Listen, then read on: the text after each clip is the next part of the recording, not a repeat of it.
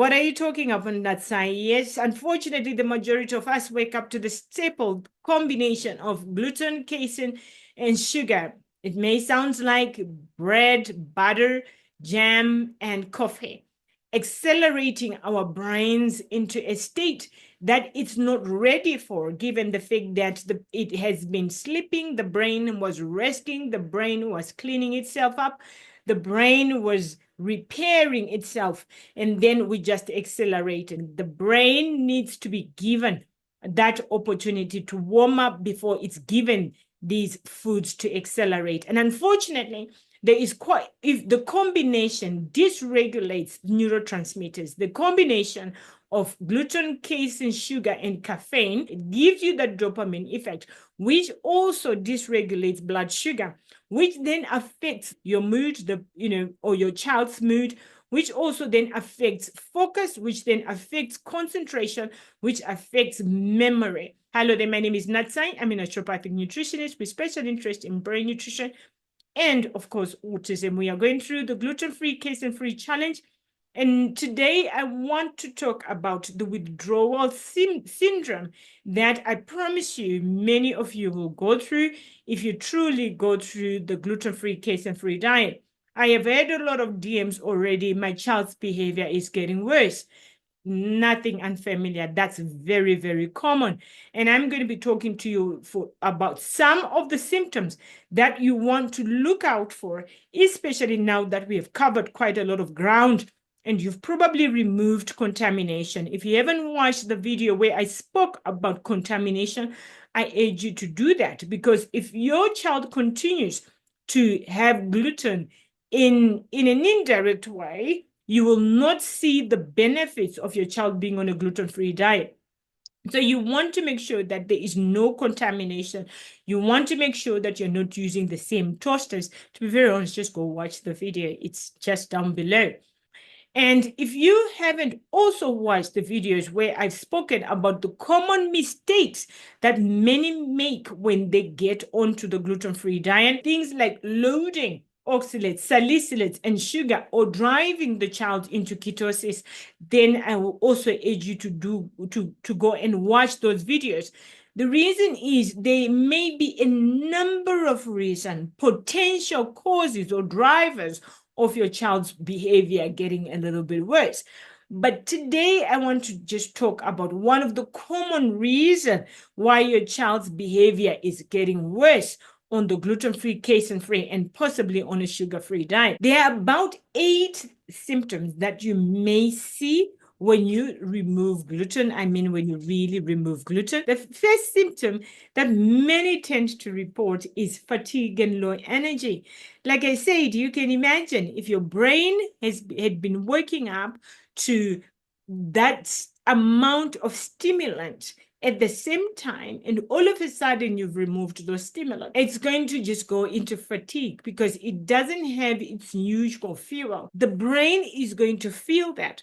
And if it's a child, they are going to feel lethargic. They are just going to want to sleep because you've removed the thing that stimulated the brain. Mood changes. Like I said, you can imagine when you give your child the amount of gluten, casein, and sugar in the morning, and if you take that off, you'll find that your child probably is going to be moody, anxious, and irritable because they do not have that thing that made them excited or hyper alert, which is really not a positive thing if you want to think about it, because it's an accelerated or stimulated way of driving the brain. And there's a lot of ways that we can make our children more alert without necessarily making them hyper, which is caused by wheat, casein, as well as sugar. The other symptom that we also see, and I have seen this with my mother,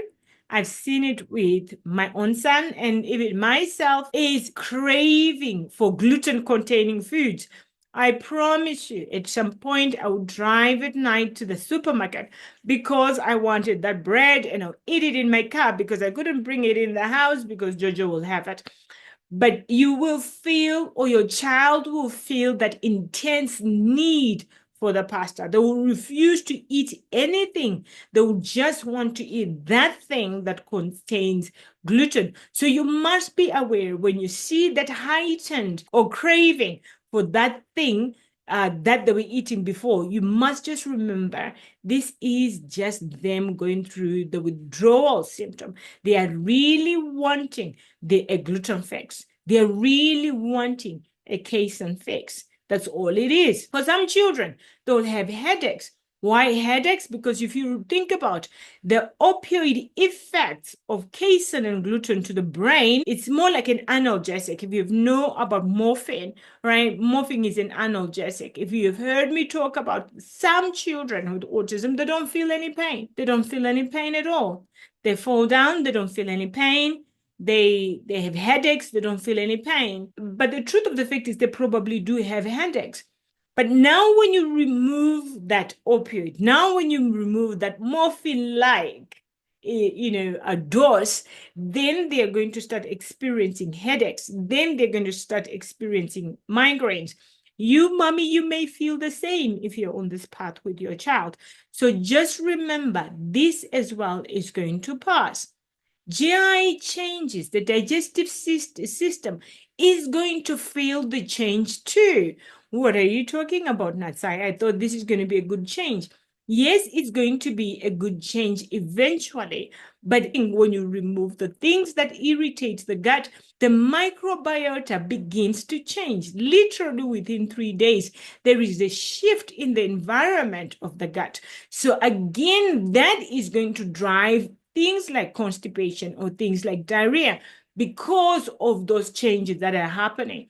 So just be mindful, hang in there, it's going to pass. Flu-like symptoms, this is going to be more like a die-off withdrawal symptom that even anybody that is addicted to anything can tell you. You will really feel like there is something that is taken out from you. You'll have a lot of fever, feel lethargic, probably even have running nose. Your child may have runny nose. You may have runny nose. Flu-like symptoms, again, these will pass. Just hydrate your baby and make sure they are comfortable. And side note, if your child has got a temperature above 39, please seek medical attention. But these are very, very common. Some children may struggle with sleep. Your child is going to be more irritable. Your child is going to go through those withdrawal symptoms. So just remember, it's going to pass. The last but not least symptom that we actually see is heightened sensitivity to gluten. This is the reason why I have so many crisis calls. When I have parents saying everything was okay, Natsai, everything was okay. You speak to them on Friday, but on Tuesday they want to talk to you again because their child has had a food infraction or there has been some form of contamination, a heightened reaction of the immune system to gluten. Very, very common. Why? Because you can imagine, you told the soldiers to go back to the camp. The immune system has been told to back down. We do not have an insult anymore. We don't have any irritant anymore. Back down. And then all of a sudden, the immune system knows that there is an event that they are going to come with a vengeance. The immune system is going to overreact because it's going to be taken by surprise. It's going to say, hey, we thought we were okay. What's going on now? And the child is going to have a massive reaction, even to one slice of bread. I was talking to one of my parents last week, and I was saying, even half a piece of bread is going to trigger regression.